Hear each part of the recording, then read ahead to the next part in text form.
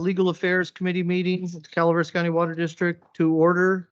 This is our regular committee meeting of August 1st, 2023. It's 1 p.m.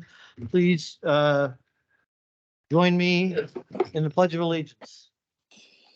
I pledge allegiance to the flag of the United States of America and to the republic for which it stands, one nation, under God, indivisible, with liberty and justice for all. Thank you. Thank you. We don't need to take roll call. Jeff's here. I'm Jeff Davidson's here. I am here. Public comment. Any public comment today? Anyone online, Kate? Okay. Seeing none, we'll go on to item 3, approval of the minutes for our January 31. Got a second? We vote aye. New business, federal affairs update, Mia O'Connell. Good Thank day, you. Mia. How's the weather? How's the weather in DC today? It's actually nice, a little bit cooler than it's been. It's in the low 80s compared to 100. So it's nice. It's beautiful. How about there? Good. It is cooled down quite a bit here today. I think it's the highest like 80, 86, 87. Nice. Today, a little bit overcast. It's kind of weird. Last week, it seemed like it was 105. Yeah. Well, the August recess has started here, but before that happened, we had some good news with the Senate Appropriations Committee. At the end of July, they approved the Energy and Water Appropriations Bill for fiscal year 2024, and in there was the request that Senator Feinstein made for us of $11,200,000 for our Copper Cove project and Corps of Engineers construction funds. So with that, then the full Appropriations Committee approved that bill. The next step would be for that to go to the Senate floor. I don't expect that immediately. Congress is out until after Labor Day, but there's still a lot of issues with regard to how they're going to bring these bills to the House and to the Senate floor. So that is great news. Of course, we've got a situation where our House member does not support earmarks, although he has been very supportive of our requests as they go to the Corps of Engineers and on the administrative front. He doesn't have any problems and is quite helpful on that front. So you remember the sequence of events here for the Corps of Engineers funding is that Congress eventually we get the House appropriations bill approved, then the Senate one approved, and then they go to conference and come up with the final product, which is then approved, and then that package basically gets sent over to OMB and the Corps of Engineers, and they look at the funding and come up with the final word on what the appropriations will be for each project in the form of the work plan, and they do a work plan each year. Now, this will be the second year for earmarks, and so what we've seen to date is the administration, if your project is earmarked at a certain amount, the administration has decided that they will embrace that earmark and not delete it with their own priorities. There are additional funds that Congress does provide to the Corps if they want to, increase funding for priorities, or if the Corps has the administration has some other priorities that they want to add to what they see in the final appropriations bill. But the final document for funding for the Corps of Engineers is that work plan, and it's heavily dictated to by what Congress comes up with in its appropriations bills. Now, we have a little different fact situation on the House side this year with the Republican majority not particularly thrilled with the amount of funding that is going to the appropriation bills. They want to back it up even further than what the debt ceiling bill provided for. They also put a provision in there that said that rather than an omnibus bill, which is all 12 appropriations folded into one package, which what Congress has been doing the last number of years, they don't want to see that. They want to see individual bills, and they've laid a marker down that was approved in the debt limit bill, which said basically, if the funding is not completed by the end of the calendar year, across the board cuts will start happening to those appropriation bills. So that's kind of the sword hanging over Congress to encourage them to move forward on the individual bills and to get them done before the end of the calendar year. They're not going to finish it by the end of the fiscal year. Certainly not all of those bills by the end of September. So they'll have to have some sort of short-term continuing resolution, which again, they've had over the last couple of years, to give themselves a month, 6 weeks, whatever it takes to finalize their bills. So, you know, we've got a few steps left in the process, but we're working each one as it comes to us. The next important piece will be the conference between the House and the Senate on what the final appropriations bill will be. We're handicapped in that we don't have a House member actively working on that funding for us. So we're working with Senator Feinstein, Senator Padilla, to encourage them to hold on to that 11.2 or as much of it as they can through conference. Typically, they like to split the difference and go forward. So we're really pushing hard to keep that in conference as best we can. As I mentioned, the work plan is the final decision maker. So if we get to a scenario where that 11.2 is reduced in any way, the Corps does still have some additional funds that Congress has provided to add to projects or to put projects in.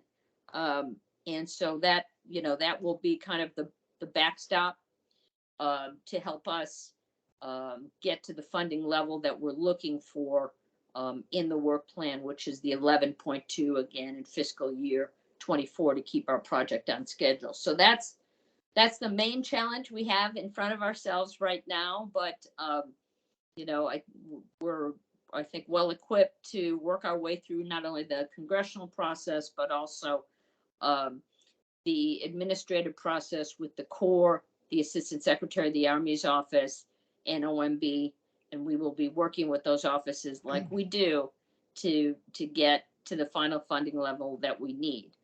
At the same time that is happening, and of course that's the appropriations, we're also looking forward to making sure that we have enough authority in the word of legislation and in our authorization for Calaveras County that we're using for Copper Cove.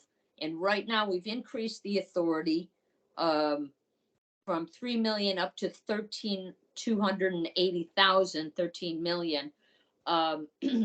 Under the Corps' latest estimates, that's not quite enough for them to finalize our projects, and they need us to bring that up to about 16. I thought it was 16.3. I see the latest number coming in at about 16.9 or right in that range, 17 million. So in order to make sure that we have the authority that the Corps needs, we're also at the same time going through what's referred to as the Section 7001 process, which we did successfully several years ago to increase our authority to 13. We're now increasing it to about 17 to make sure the Corps has all the authority they need so we can, you know, seek enough funding to complete this project. So that's an administrative process. Put the draft together. Michael's staff is filling in some of the blanks for us and finalizing and getting letters of support for that. At the same time that's happening, we were just advised yesterday by Senator Padilla and Senator Feinstein that they will be accepting word of proposals. So to cover ourselves, not only are we doing the Section 7001 to increase the authority to about 17 million, we'll also put in a request for this next Water Resources Development Act to also increase the authorization to 17. Just in a nutshell, this Section 7001 process is basically an avenue for sponsors to seek changes in law to their core projects, and that gets submitted to the Corps, gets vetted through them, and then the projects that the Corps believes are valid and should go forward, they're then put in the final report and then submitted to Congress. That gets included in the WRDA package. So we're kind of attacking the WRDA package a couple of different ways: straight up legislative language through our senators, as well as doing the administrative process that increases our chance for success. So we've got 3 different avenues going forward right now to make sure that we're covered in this year appropriations and going forward to make sure that the Corps has enough authority to finalize our project. So those are 3 items that we're working on right now to make sure we get the paperwork, the letters of support, the language just so, and get it to our members and to the Corps on time. So those things are occurring now. It also makes me think about when we talk about the appropriations process that I want to send you guys some dates for the next visits with our Hill folks and also with the administration people. It'll be important for us this fall to check in because we've got so much at stake here. So I'll be submitting some dates that'll probably be for later in September and kind of late October. So let me get those dates to you and see if we can firm that up. That's a big swing. That's like a 3-month swing there. I'm going to give you specific dates, sir. So Okay, you I can mean, look at those on your calendar. I will be gone, just so everyone's Yep. aware. The first week of October, I'm not sure of the dates, but I will be in New Mexico. And Okay, then probably the beginning of November. Okay, I'll look here a second. Probably the beginning of November through the second week, I'll be on my other hunting trip. okay. So So late October is fine. Yeah. Or Middle of even October, maybe mid-October is too. fine. Okay, The Great. week of September, one of the late weeks in September, I'm unavailable too. I'm on vacation September 18th through the 22nd or the 23rd, actually. okay. I'll work with Mia to get some dates that. Well, I'm just telling her those, Yeah. she should have our dates as Yeah. well. I can Okay. get those from you guys and then I'll coordinate with Mia Okay. on that. Okay, very good. Well, there's a lot of moving parts in Yep. this and a lot happening this year, and hopefully by the end of this year, very, very interesting. Great report. Good, a lot of good things in there. This is my first hearing of the project ballooning to 17 million. But I'm not surprised. Is Yeah. that estimates, construction estimates The from cost the? is, yeah, and the it core? depends on the scope and how we're, what we're trying to do is evolving over time and the Corps has been working with us on that. And just to add a couple of things, Mia glossed over it a little bit, but getting that author or that funding request through the committee last week or 2 weeks ago, whenever that was, that's a big deal. It's a big step. Mia deserves a lot It's of an credit. appropriation. Right. It's the appropriation We request. have the authorization. No, it's the actual appropriation request. And while, as Mia, I'm sure will be quick to point out, because we can't start counting our chickens yet, there are still several steps in the process to go. The really encouraging thing for me is how the Corps staff they're really committed to securing the full funding, the full appropriation, so that we can actually award a construction contract for a big portion of the project next year. And so hearing that, not just from us pushing, but also from Corps staff pushing for that is really encouraging. Hey, Mia, just out of curiosity, it still Yeah. has to go to the House, but McClintock's not gonna cherry pick Senate earmarks and try to scuttle those. I mean, I can't imagine he would do that. I mean, it isn't like he created the earmark. Correct. I don't believe he'd be doing that. He has just taken a position that he is not requesting or submitting requests to the Appropriations Committee in the House for earmarks. Right, and we we've been through haven't this with him seen before. Right. We haven't But he seen can, him. but he can still offer his support through the core or? Oh, or- yeah, Yes. definitely. And that's how we'll be working with his office. As I mentioned, we get the appropriations, see how we do there. And then the Corps has the final word in the work plan. So we'll be focusing his energy on making sure that he's dealing with the Corps at the highest level, the Assistant Secretary of the And- Army's office, as he has done for us over the last couple of years, and going directly to them. It's quite distinct in his mind, which is appropriate, he's not submitting an earmark, he's working towards a work plan allocation. And so that's a whole different set of and he's folks that he dedicated- deals he- with. He's dedicated himself to us for that process. Yep. It seems like he's writing letters, making phone calls on, as soon as we ask for it and asking, what else can I do to help? Yes, he's been very He's good with that. being awesome Yeah, he's supporter. been very good with that. He's got a change in staff, and that's always things that we work through. But I want to make sure, I was going to kind of feel out where they were on the Senate request. I don't even know if they know where it is, in the process. He doesn't like to pay much attention to all that kind of stuff.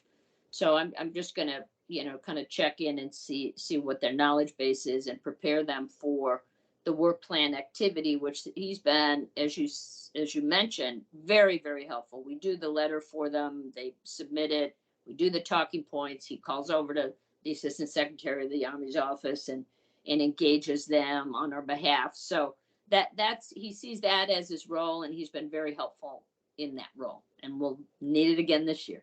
Yeah, and we've been through this with him before, right? This is the third Mhm. year in a row where he's fine with the appropriation request coming from the Senate, and hasn't taken issue with that, even if he doesn't put the request forward himself. But then it's in the administrative side, once we get to dealing with the federal agencies where, you guys have heard him over and over again say he offered as much support as he can give us. There's nothing really controversial about the word of legislation, is there? It's not gonna not pass in the House, is it? The WRDA, no, it's very popular. It's very popular. In fact, There'll be they a lot use of the horse WRDA trading, but They use the WRDA legislation to tag other things on that aren't as popular. So I don't see that one as a problem. We'll see how the appropriation process works through this year. It's just a different fact situation, but the senior senator who happens to chair that Energy and Water Committee is very committed to this. So we're going to engage her fully. Yeah, how do you think Great. that the omnibus, not having an omnibus bill being changed with the House, how will that affect this process? I know they want to do, I did hear that the House wanted to vote on individual and Right. debate and vote on. It's going to take a lot longer instead of just piling everything on Correct. with so how it'll take a little bit longer, but how will that affect us and this bill, do you think? Well, they typically go to the end of the year anyway. So, the ball drops if they can't get all the funding measures done by the end of December. So what I've seen thus far is kind of a more serious effort on the House and the Senate side to get the bills through the committees, through the subcommittees quickly. I mean, this is quite different from the Senate. The Senate, over the last couple of years, haven't even gone to full committee, and they just came up with the draft and they used that for conference. But here, everybody realizes, oh my gosh, we have to step this up. We have to get these bills out. So it's going to make for a very busy fall when they get back in September and October, November. It's going to be difficult because there are factions of the House majority that think that even though the funding bills are living within the debt limit, ceiling, that they're still too high.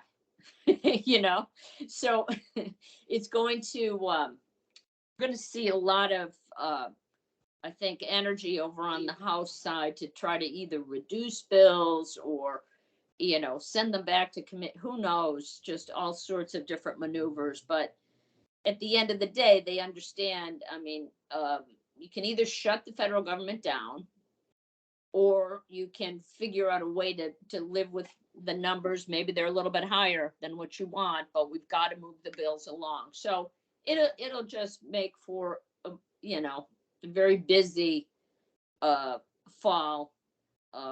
You know, it's just our bill hasn't, you know, is not controversial. Energy and water typically does not attract the kind of concern that many other bills like HHS and other things do, but still in all, you know, they're just looking at the overall numbers and trying to bring those down as best as possible. So it'll make for a kind of a tumultuous fall. And we'll see, you know, we'll just stay on it and stay focused on our project. Okay, well, thanks for the update on that. Sure. And that was more, I think we got 3 items here: Bureau Reclamation, Army Corps have, what do we have new on the Bureau? No, Well- I'm gonna pull that item off the agenda, I think, because we're still working on a response after our Aqua conference meeting with the Bureau. Brad and I have some follow-up tasks that we're still working with the Bureau on. Sorry, Mia, I didn't mean to cut you off. No, that's good. I'm glad to hear it. Just wondering about Okay. where we were on And that. what's the timeline on that? The ball's in our court and been there since May? Is that? Yeah, we were waiting for them to get back to us on something, but then we have some things we're gonna follow up with them on. We're also kind of waiting to see, there's a project that's proposing a similar, water, approach to a water transfer. The American River deal? Yeah, it's an EID project. And so that we're part of a group of agencies that are trying to pursue this similar concept for how to fill a pool of storage. And so EID has kind of, they're on the bleeding edge of that. And I think that's beneficial for us to see if they can prove the concept essentially. And so we're working with those other agencies to track that process. Awesome. What do you think the timeline is on them moving forward and then us being able to move forward? I think we should know a lot more about the viability of that prior to. So if we're going potentially, you know, if we have meetings scheduled back east in October, hopefully on that time frame, I'm not sure. It may be the end of the calendar year before we have a better feel for where they're at with that. We'll be meeting, we'll have an opportunity to meet with the Bureau again at Aqua in Indian Wells. Yep. In first week of December. Will we have anything to provide for them or? any Yeah, up- we have some follow-up from the last meeting. So. Okay. Yeah. Okay. Any additional federal updates, Mia or Michael? The only other piece was, you know, that hydropower legislation that was introduced in the House on basically, you know, reforming FERC and looking at trying to expedite timelines for licensing and relicensing. You know, that was introduced in June.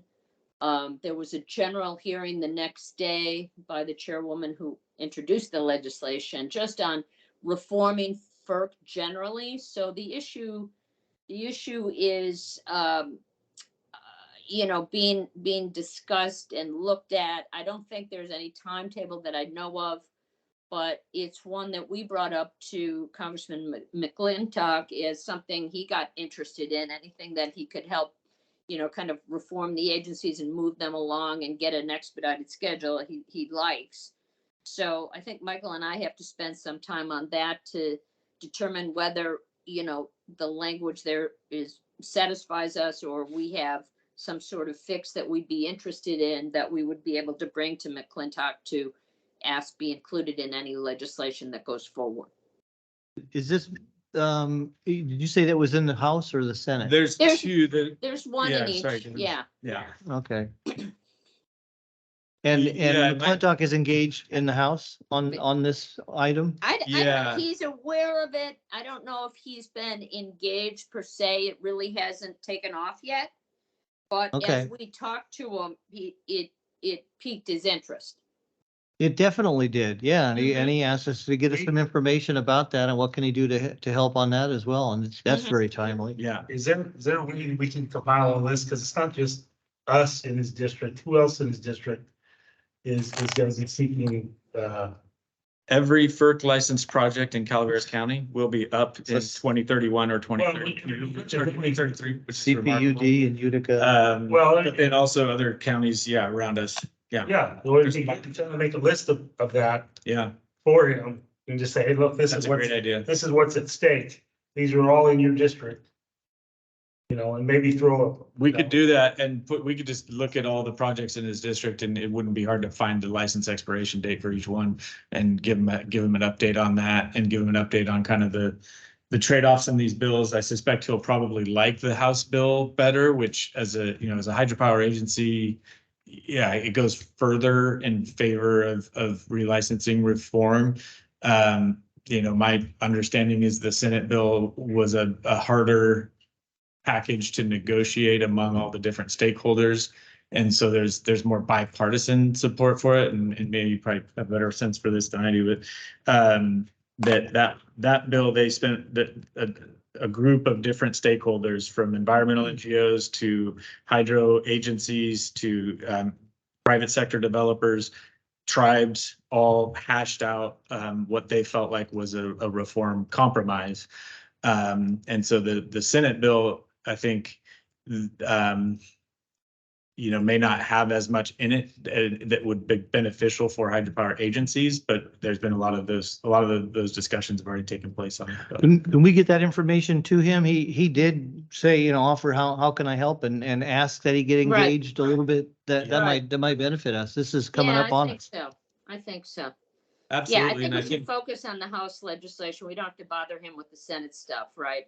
And we'll Sure. talk about what we see in the House bill and what we'd like to see if we can get to that point. And I think the idea of identifying others in his district who are in similar position would be helpful. I think that'd be a great platform to start that conversation. We Mhm. could say, here's all the projects in your district that are affected, and here's our opinion of that legislation. And And give them the timeline that we're faced with, and maybe a couple little bullet points on the costs and the current process. It's daunting. Mhm. Okay. Okay, good. Thank you, man. Anything further, Mia? No, I think that's it. Thank you. Okay. All right. Well, thank you for your time. Great report. Good seeing you, and Good get out and seeing enjoy that good weather. you. Will do. Thank you. Take care. All right. Thanks, Mia. Bye-bye. Okay, bye-bye. Okay. public new- comment on that one if you want. Yeah, any public comment on, federal legislative update? Oh.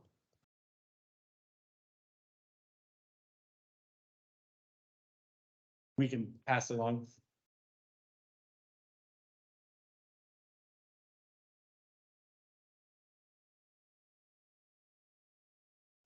Copeland, Copper Outlaws.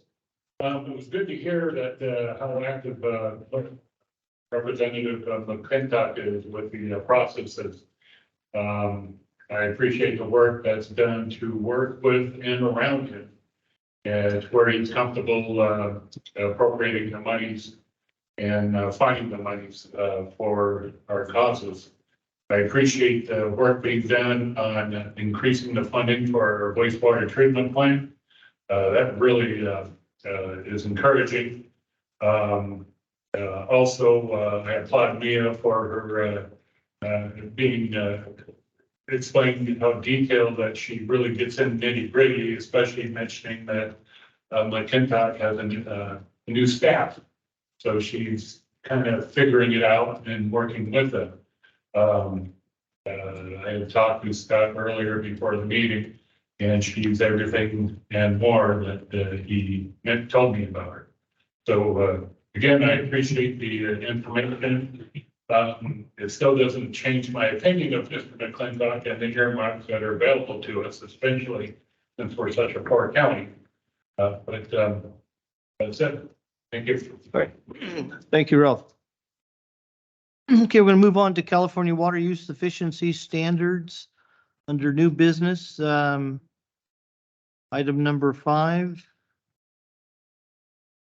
Yeah, good afternoon, directors. Good Yeah, good to afternoon. see you, Brad. Yeah, absolutely. I've been out unfortunately the last couple of weeks with an illness, but making recovery on here. So How's This- the little guy doing? doing good. She's doing great. And Little gal. recovering nicely. What's that? Little gal, Little gal. Yeah, no problem. Yeah, so little one. as far as the water use efficiency standards go, I just wanted to provide an update to the board that for years now, we've been talking about the 2018 legislative package that came out making conservation a way of life and what that was going to mean for things like indoor standards, outdoor water use, the gallons per capita per day, et cetera. Well, for years, we've been working with our partners at Aqua and other agencies to go through different pilot programs, to work with the State Board and Department of Water Resources to try and best prepare and to, where possible, curb some of these legislative changes that were coming our way. Well, at this point, we've actually moved now into preparing to submit our first package for the legislative update due this upcoming January. We're going to have to analyze, put together documentation that outlines our per capita water use for residential indoor, outdoor, things like distribution systems, water losses, and submit that to the state for their review. Now, the one positive I can hand at this point is we were able to confirm that our smallest water systems, both Wallace and Sheep Ranch, will not be subject to the water loss standards. They will have, certainly contribute to the per capita total that the district is going to be subject to in terms of residential and commercial uses, but they won't penalize us for the water loss side. Of course, we're going to also apply for things like variances for part-time residences like we see up in the past and things that we've talked about over the last number of years. But again, the biggest update is that we need to start preparing to submit this by January, which means staff is now putting together the materials, working with consultants, looking at things like alternative compliance pathways and working with Aqua to get that submission package ready. It does remain unlikely based on what I've shown to things to the board in the past that we are unlikely at this point to meet the regulatory standards specifically for the water loss components. The state will have basically 2 levers at their disposal in terms of punishment. They can find us ineligible for grant funds or levy fines against us, both which would impact our ability to meet those standards going forward. So we will do our best to put the data and analysis together. It's not necessarily looking promising. We don't know how the board's going to treat the first round of these updates, but just again, wanted to make it known that we're preparing and getting ready to submit, and we need to understand that there could be penalties for us. There could be issues we run into as we put that info together. There, I probably should mention briefly, though, the alternative compliance path. Oh, I did mention that in there. And we are investigating what that looks like. There's some promising news from Aqua staff that there could be an alternative way for folks, or for agencies rather, like ours that are going to find it inordinately difficult to meet these standards. What can we do to best prepare and maybe find a way that is more reasonable for compliance? So we're investigating that as well. And that's something we worked with Aqua staff specifically to, and make sure, to negotiate that alternative pathway. So we're definitely going to take advantage of that. I appreciate you digging into this, Brad, and you're spending all the time on it. I do realize you spent time with Mountain Counties and Justin Caparuso in several meetings, at least in telephone calls. And I also see now you're with the Region 3 webinar in early August. You're presenting there on I a think subject. September is the presentation. September 7th. Yeah. Okay. So I'll be addressing and providing a presentation kind of at large for Region 3 and others at Aqua to digest basically where we're going to struggle with these. And the short answer is what it's always been for us is it's the water loss component. We are rural, very, varied in topography for each of our service areas. They're disconnected. They have their own challenges, older systems, et cetera. And how we distribute and maintain water supplies for all of our rural customers is a challenge. It's a challenge that frankly, a lot of the larger urban agencies in Southern California and others don't have to deal with. And that puts us in a kind of worse position to meet these standards that are applying just blanket across the entire state. But we'll do our best to meet with them. We want to unpack the alternative compliance pathway, what that could mean for us, as well as what some of these variances mean.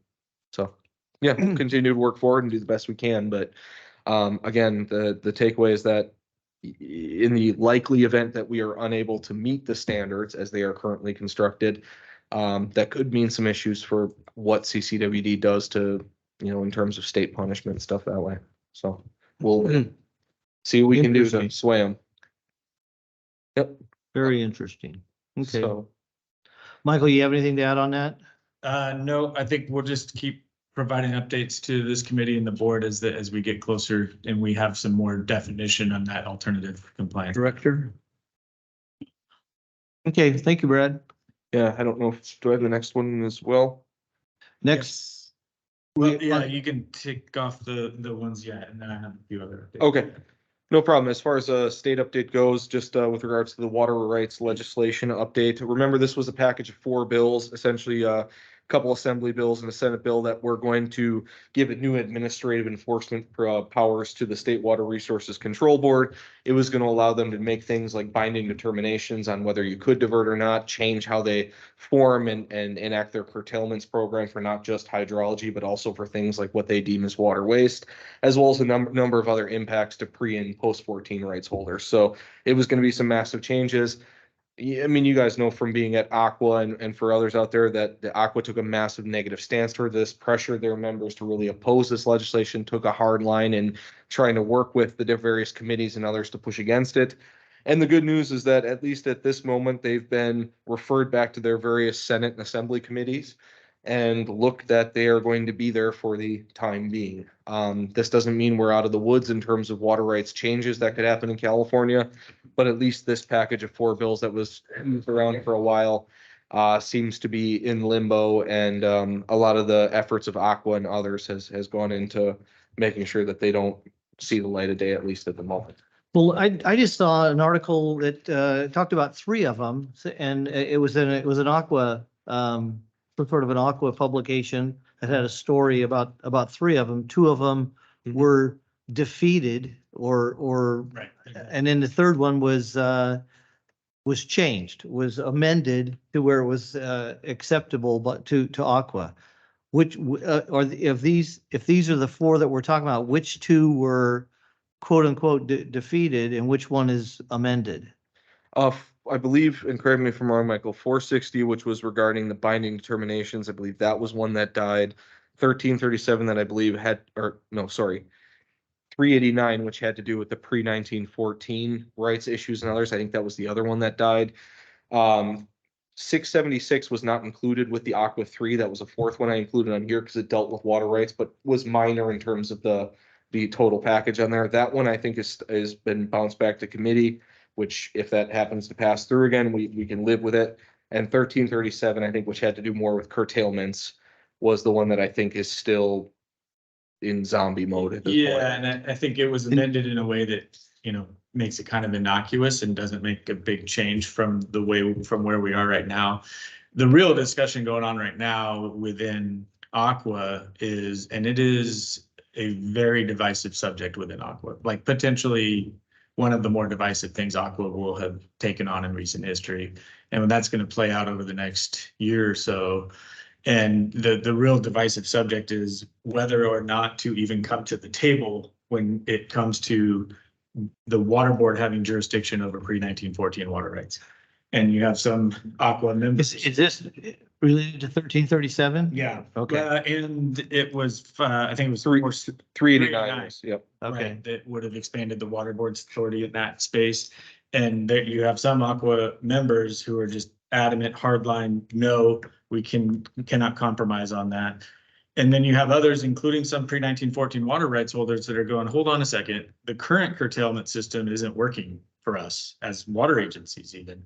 And so if we can work together for us as the water industry to provide solutions that would create certainty so that we're not just, playing emergency curtailment every couple of years, and we actually have a process that will follow and it's consistent from one drought to the next, even if that means giving the water board some additional authority over pre-14 rights, it's better for everybody if we have some certainty in the regulatory process and the enforcement process, and we have a path for an appeal, and we know what those things look like, and we help develop that program.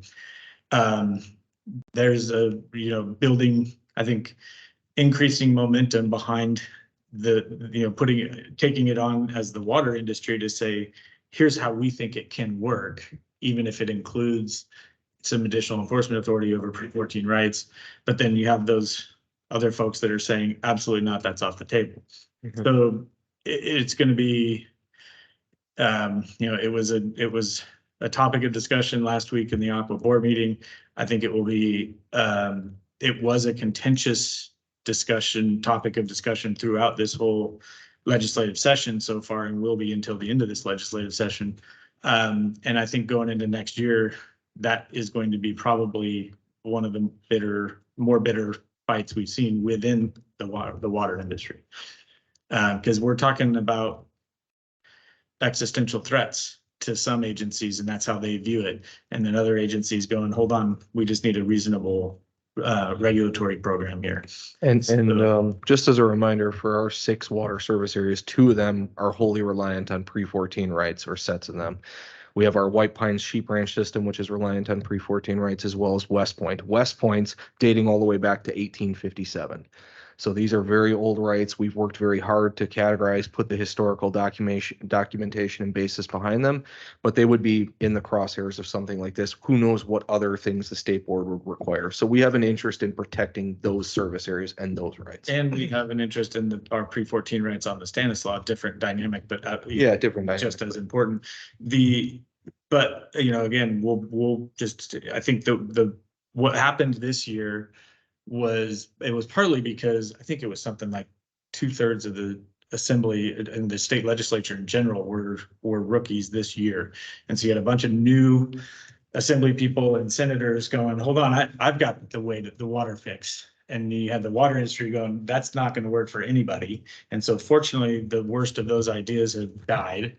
But what we know is that debate, that discussion is not going away. And so I think and this is something I've always appreciated about Aqua is, it's rarely, when it comes to something like this, when we know the issue is not going away, it's not a winning strategy to just say no, right? If we're going to say no, we need to say no, and here's the solution that we would prefer. And so I think that's the discussion that's going to take place within Aqua over the next, before the next legislative session, and it's going to be a very interesting one. Okay. Well, that's on the water rights. So what is prevailing wage? Was that $3.39? Yeah, so that was one of the ones I wanted to touch on, Okay. 338. Thank you, Brad. Unfortunately, it is sailing through the legislature, virtually unopposed and undiscussed for the most part. And really, the coalition that we're a part of, that Justin is a big part of, has been sort of scratching our heads going, wait, why isn't there even any discussion about this? And the author keeps reverting back to the veto message from last year, from 1717, saying, well, the administration said they were going to propose some changes, essentially. So 338, as it stands right now, is still word for word the same as 1717 was last year. We just haven't had any input from the administration on what changes they want to see yet. And so the author is not really even discussing those amendments or proposed amendments that the coalition might be willing to put forward.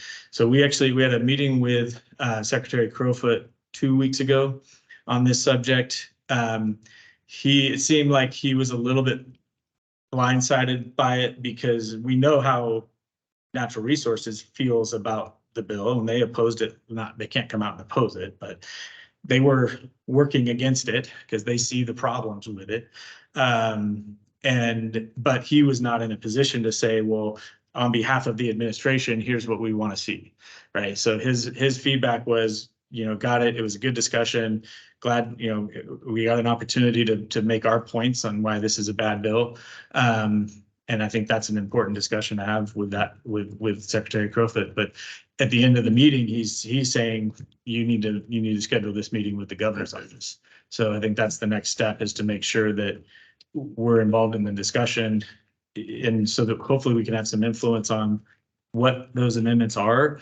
And if not, at least engage in that discussion with the author when we see what they are. Because there's going to be another push for a veto, because right now it's still the same as 1717 was last year. Well, Mountain County's just really engaged in this Justin's all one. over it. Yeah.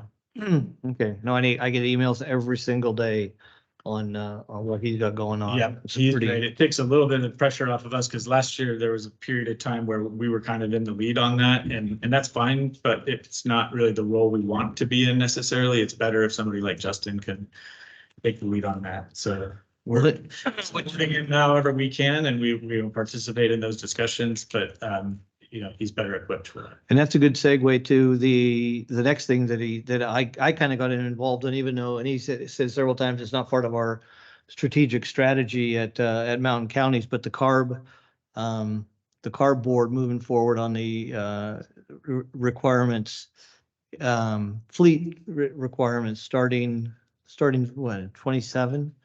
For rural counties? Right. Yeah. So is there an update on that as far as anything you, I know, No, I mean, get stuff from CARB has him. Approved the Clean Fleets rule, so Right. it's going into effect. There are still some discussions taking place on implementation, and really just trying to talk some sense into CARB staff and help them realize that what they're proposing is unrealistic. But what I think more specifically, having water districts as a emergency responder and not be No. required. Yeah. That has Well- not gotten traction. CARB has not been willing to, you know, They basically told them no. right. So we keep raising it because that makes a lot of sense to us. But so far there's no wiggle room on that front. So, Okay. yeah, it's, Are you done with your report? the last thing I'll just mention is there's multiple different bills right now moving forward on, bonded for next year, either March or November next year. I would anticipate seeing a very large bond on the ballot. And you know, kind of to paraphrase the way Cindy Tuck presented it last week was, we don't care if they're calling it a climate change bond or a drought resilience bond or a wildfire mitigation bond. All of those things we have a significant interest in, and we're pushing hard for infrastructure funding for water agencies. One of them, just to try to capture it all, I guess, is the drought and water resilience, wildfire and forest resilience, coastal resilience, extreme heat mitigation, biodiversity, and natural-based climate solutions, climate smart agriculture and park creation, and outdoor access bond act. How about that for a time? What doesn't miss anything? Yeah, I tried, when I was seeing, like, I don't know. Someone will come up with something. So there's multiple different bills moving through right now. That one, the proposal, 15.5 billion. So we're talking about, you know, Wait, where did that number come from? Last. That's the one I just, let's see. Oh, really? Okay. 'Cause we went to the legislative days. Remember the one gentleman gave a speech on polling, Yeah. daily polling and hourly polling, and how that number is going to be arrived at. What is the amount of the bond to request? Right, and so there's multiple different bills moving through right now that all are kind of circling around the same issues. Whether, like they said, whether they emphasize climate change adaptation or forest management or drought resilience, they're all kind of circling around the same issues. Aqua's pushing hard for infrastructure funding in all of them. Aqua developed its own proposal around that time. If you remember the proposal, the framework that Aqua had presented was 7.5 billion. And during that discussion realized, there's an appetite out there, at least what the polling suggests is the public would support a much larger bond, twice that big or even bigger. And so that's where it sounds like they're moving in the direction of now a 15 billion plus bond that we're pushing not only Aqua to carve out infrastructure funding, but within Region 3, pushing really hard within Aqua to make sure that some of those funds will make it up here, not just eligible to compete for those funds the way it's been done in the past, but actually targeting some of those funds for forest management projects and infrastructure in headwaters. So we're pushing really hard for that. Remains to be seen. Excellent. And I think, yes, so we're in a break right now in the legislative session. It'll ramp back up. And we'll know by the end of next month what passes and what doesn't. Okay, anything further on state ledge, assembly bills, senate bills, bonds? That's it. Okay, general manager's comments? I'll reserve those comments for the board meeting. Next week, we've got to wait a week. Okay. Director comments, we How's that get for to pick tease? your mind. Gonna wait too, you're gonna tease, another tease. I got nothing to report myself. Next committee meeting, Tuesday, October 3rd. Are you gone that week? I think it's gonna be, I think it'll be like my getaway day. I'm not certain. Yet. It's a Tuesday, the 3rd. Okay. I probably will be a bit, I don't know. Okay, we'll keep it there. I should have that nailed down. We'll keep it there for now. Future agenda items, we will hear from you before October 3rd on picking dates that were not available for the non-virtual Washington DC visit. Get that nailed down. Okay. All right, this meeting is adjourned. Thank you, everybody. Well, wait a minute. Before we adjourn, do we have any public comment on California water use efficiency, state ledge update? Or any other item, Mr. Copeland? Okay, anyone online? Where did you? I'm sorry? Yeah. I wish that was the case. Yeah. Okay, we're clear and adjourned. Thank you, everybody. Thank you, Kate.